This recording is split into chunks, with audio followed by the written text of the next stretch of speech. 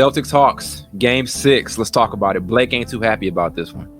I know he's not. I mean, if we look at the last couple of days of this postseason, if we look especially with, I think it was game 6, Bucks Heat, fourth quarter melt, or if you look at the Celtics and the Hawks a couple of nights ago, and even if you look at tonight's game with the Celtics and the Hawks, it's these fourth quarter breakdowns that we're seeing from these superstars. Trae Young goes for 25 points in the first half. Then wets the bed in the second, goes for just 5. Then we had Giannis have that fourth quarter meltdown, and then there was the obviously the Celtics fourth quarter meltdown the couple days ago. It's just been a theme of this postseason so far as these superstar meltdowns, and the latest guy is Trae Young. You know what I mean? Yeah, it's just I don't know if they just don't know who they want the closer to be on these teams, or if they're just really just cracking under pressure, or they're nervous. Because some of these teams that are like pressure, like not pressure, but are struggling to close like they haven't in the past, like the Bucks, normally good down the stretch in close games. Obviously, we've seen it in the playoffs, especially when they won the championship and in the regular season. I know they were like 51-3 if they were winning after 3 quarters. So it's just crazy that they lost all the games this series against the Heat, that they were winning after the third quarter. But it's the same thing with the Hawks. Like they had the last game 5 they won and found a way to win in the fourth quarter, but this one they obviously struggled. So I don't know if it's just a nervous thing or if it's just a talent thing. I don't know. I think you could point at Boston's defensive game plan. I mean, especially in that second half, it kind of felt like, let's force these other guys to pick up the slack, and they did. I mean, they kept it relatively close through like the late fourth quarter. Like, this Hawks team wasn't without role players. We talked about it the entire year. They've got guys, right? It shouldn't be the situation where if Trae Young isn't able to do X, Y, and Z, they don't have other guys who can pick up the slack. There's DeJounte Murray, who didn't have a bad series. There's Bogdanovich, who made a couple of big shots tonight. There's Sadiq Bey. There's DeAndre Hunter. But what it really comes down to is the lack of defense. And that's what I think Blake said something in the chat. You're not going to get – those guys did make timely shots outside of Trae Young to keep them in, but you're not going to win a shootout against a top seed. You know what I mean? Especially not against Boston, where you just giving them free reign to the basket, which we saw like at least 3 or 4 times in the fourth quarter down the stretch. It's just you're going to have to eventually, like Ty was saying with the Kings versus Warriors series, and the Kings have probably started playing defense, which is crazy. But that's a side note. But you're going to have to, if you want to advance to the next round, you're going to have to play defense sooner or later. You're just not going to be able to outscore everybody. Everybody's not the Warriors. It's not going to happen. Especially the way the playoffs are looking right now. Like, and we say this every year. You're not there. There's like you literally just said it. You're not going to get away with being a bad defensive team just because you have guys who can make shots. If we look at this series, game 1, they give up 112 points. The Celtics shoot at 47% from the floor. Game 2, 55%. I'm going to zoom here to game 4, 52%. Game 5, 53%. Tonight, 50%. Right, 3-point shooting is efficient. Boston spacing punished them. They had no answer for it. The entire game defensively, they did not have an answer. The entire series, they didn't have an answer defensively at all. It doesn't matter how many great offensive options you have. You do not have the ability to go out there and get stops. You're not doing shit. Simple as that. Yeah, you know what I mean? Yeah. The confusing part about it is DeJounte Murray obviously missed last game because he got suspended for bumping the ref after game 4. And they played better, and they played better with him and won the game. They lost this game. That's what's confusing. And he actually played like well. So it's just I think it's a lack of focus with these teams. I feel like that has to be what it is, because you can't tell me you can be good enough to close one game, but then the other game you can't close. But to be fair, that's why it's a 7-game series. It's not a 1-game series. So you're gonna have up and downs. I get it. Yeah. This is what makes the Hawks the weirdest team, probably one of the weirdest teams of the last 10 years, and there have been a lot, but the reason they're so weird, look back 2021, they're an Eastern Conference Finals team, and they're a great defensive team, and they come back, same coach, same roster the next season, they don't do anything, right? Exactly, and then they come back this year. The craziest thing to me is this, and we talked about this a couple of episodes ago, they go and get DeJounte Murray, who's one of the top 5 defensive point guards in the game, probably the best defensive all-star point guard in basketball. If I'm wrong, somebody in the comments correct me, whatever the case may be. But you go get him to help improve your defense, and your defense doesn't improve. It's like it's just so weird. It gets worse at times. Yes, right. And even this season with him, to your point, this season with him, a lot of gambling and a lot of bad decisions defensively. But it's weird when we see these teams, they have the roster and they have all of the tools they need, or they made the roster adjustments that they needed to make, and they can't make anything happen out of it. This Hawks team, the one thing they needed was a guy who can maybe add some versatility to the offense, who can take some pressure off of Trae Young, and who can play defense in that backcourt. They get him, and they still suck defensively. And they even make a coaching change, and they still suck defensively. We see it this series especially, and then tonight. I hate seeing shit like this. It's the weird thing because, I mean, the Cavs got bounced in the first round, so I guess it's a bad comparison.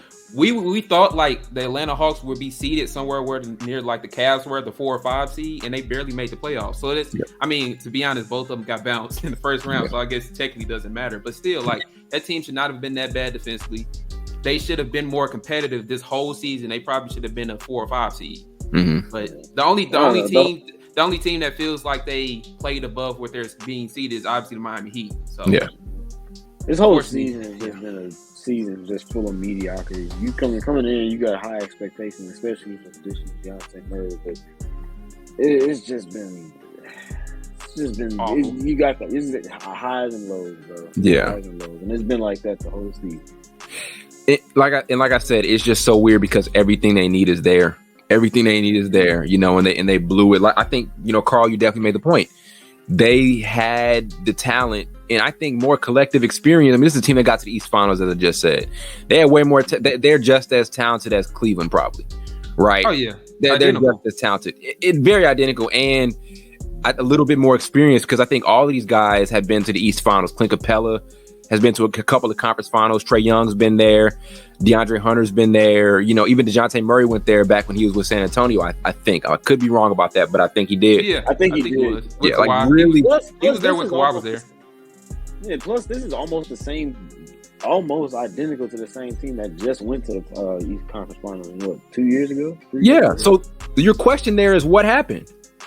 Like that if there's one question I have for the Hawks is what happened from, I don't know if it's a chemistry thing, I don't know what it is, but your question is what happened from 2021 up to this point. And like I don't want to totally just take everything away from them. They did make the series way more competitive than what it should have been. I think this should have been a sweep. I think we all had a sweep with this series. I think we all pretty much thought it was going to be five at the end. Yeah. Honestly, after those first 2 games, I told myself I wasn't watching no more. I said I was going to turn this shit off. I'm be honest, because it was the first 2 games for blowouts. I was like, because I was telling Todd, I was like, these series in the East are just like taking some years off my life, and then they end up getting better. And then we got the Bucks and Heat. That was a good series or whatever, but it was terrible. It's just you have to ask the question: what happened to this team from 2021 up to now? Even with some roster upgrades, more experience, they even make a coaching change with Quinn Snyder, because we've seen them throw a couple of coaches under the. But over the last couple of years, this team with the entire Trae Young thing, it's been 3 different coaches. There's Lloyd Pierce, there's Nate McMillan, and now there's Quinn Snyder. And not taking everything away from Quinn Snyder, he has time to implement his system. I know there's that excuse because he didn't have an entire season with this team, but you have to ask the question. What happened with the Hawks from 2021? What is it? Is it a player thing? What is it? Is it a leadership thing as far as on the court things go? What is it about this Hawks team that with the same roster that of a team that got to the Eastern Conference Finals that now they're struggling on an end that they were really strong in, you know, when they were playing great basketball around that time? It doesn't make sense. You know what I mean? Yeah. So to be honest with you, it might be a lack of maturity. I'm starting to feel like it's a lack of maturity. I know the players on the team aren't that young, but they're still relatively young, I guess, for basketball years. I think it's immaturity because they've changed these coaches that they have over the last few years or whatever, and the coaches aren't the problem. I feel like it might be the players' mindset, to be honest. Yeah.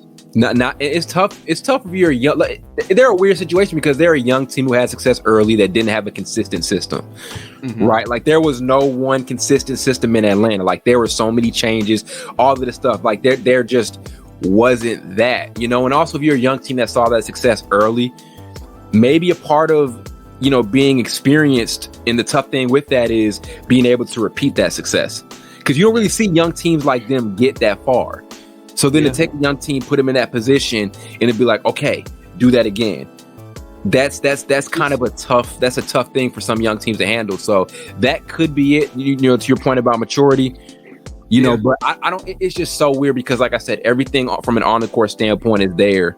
They just can't. They just could not put it all together, and I really don't know why. It's really confusing because I can even go to the Mavericks. Mavericks made the Western Conference Finals last year, and then this year they don't even make the playoffs. Yeah. Even though the concept, the team concept is a little different, they traded some players, whatever the case may be. It's still weird.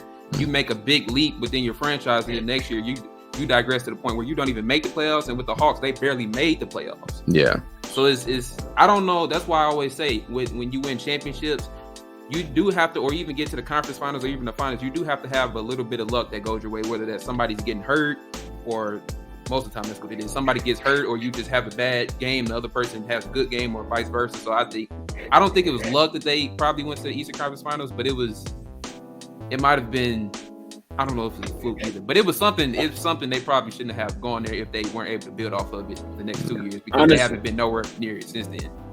It's starting to look more and more like a fluke. I hate to say it though. Yeah. That's supposed to be, that whole season was supposed to be something you build off of. But now it's just like, I said it a couple pods ago too. It seems like they're just regressing each year. Yeah. So I don't know. Unexpected success that turned into unexpected failure. So on the flip side, I mean, yeah. I mean, I would just go say, like, does that mean they probably it's a bunch of, I guess, overachieving moments, and we kind of jump to the conclusion that there'd be this great team that's something they can build off of, and they just overachieve. So I think sometimes in sports people kind of get blinded by that. Yeah, it is a lot of people in sports and teams that overachieve and make you think they better than what they are, but sometimes they can't. Sports is evolved around luck sometimes. Yeah. In basketball, it's usually when teams overachieve, they're able to kind of duplicate that success. That's what makes the Hawks teams. That's make this Hawks thing so bad is that they couldn't duplicate it and couldn't do it over again. Yeah. With football and other sports, I feel like there's that thing where they overachieve and then the next year they can't repeat it or whatever the case may be. In basketball, it's so weird because in basketball, if a team's doing well, we can expect them to at least be solid the next season, not totally fall off the face of the planet. You know what I mean? That's what this Hawks team did. It's rare to see a team overachieve so much. Like, what's the last couple of Eastern Conference Finals teams that made the conference finals? The Raptors, like, they go lose a superstar in Kawhi Leonard after winning a title, and they don't fall completely off the face of the earth. They're actually still pretty damn competitive. Yeah, you know what I'm saying? The year after, fired the coach. They did fire Nick Nurse, but the year after they lost Kawhi Leonard, they didn't just fall off. Yeah, this Hawks team had the same roster after making the conference finals, and now they're just not. They have not been a good basketball team the last couple of years since then. Yeah. Side note: the Raptors are the first team in NBA history to fire 2 Coach of the Year award winners. So that's something that's wild. That's crazy. I thought about that because Dwayne Casey won it one year, and actually Dwayne Casey won it the year he got fired his ass. Yep. So that's probably LeBron's fault. LeBron, you owe that man some money. Yeah. But